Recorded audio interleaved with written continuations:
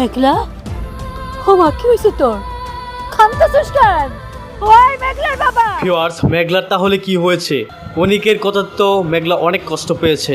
মেঘলা মূলত খুব আশা করে তার ভালোবাসার মানুষ অনিককে ইনভাইট করেছে তার স্বাদ অনুষ্ঠানে আসার জন্য, আর সেখানেও অনিক চরমভাবে অপমান করেছে মেঘলাকে। তো মেঘলার মূলত ভাঙা মন জোড়া লাগানোর পর্যায়ে ছিল, আর সেখানে অনিক সবার সামনে অপমান করে মেঘলাকে আবারও হার্ট করেছে।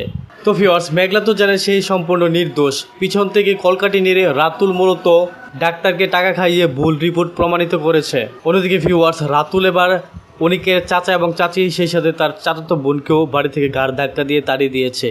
আর এটাই হয়তোবা সুযোগ হবে অনিকের আসল সত্যিটি জানার, কারণ রাতুল এতদিন মেঘলা এবং অনিকের বিরুদ্ধে যা যা করেছে তাদের প্রমাণই হচ্ছে অনিকের চাচা চাচি এবং তার চাচাতো বোন। তো রাতুল যেহেতু তাদেরকে ঘাড় ধাক্কা দিয়ে বের করে দিয়েছে, তাই আবার প্রতিশোধ নেওয়ার জন্য হয়তোবা অনিকের সাথে তারা যুক্ত হয়ে সকল তথ্য ফাঁস করে দিতে পারে। যদি অনিকের চাচা এবং চাচি সকল তথ্য ফাঁস করে দেয়, তাহলে কি মেঘলা এবং অনিকের আবারও মিল হতে যাচ্ছে?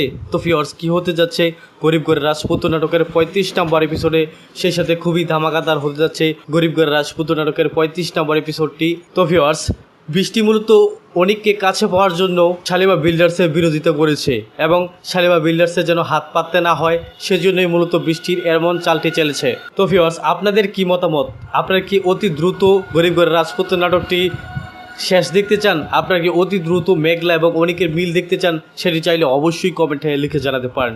ভিউয়ার্স, আপনার নাটকটি ভালোবেসে কে কোথায় বা কোন দেশ থেকে দেখছেন তা কিন্তু অবশ্যই কমেন্টে লিখে জানাতে পারেন। ভিউয়ার্স, আপনাদেরই কাঙ্ক্ষিত নাটক গরিব ঘরে রাজপুত্র নাটকের 35 নম্বর এপিসোড আসতে চলেছে আগামী মঙ্গলবার দিন দুপুর ঠিক 12টায় কারোহিম ইউটিউব চ্যানেলের মধ্যে।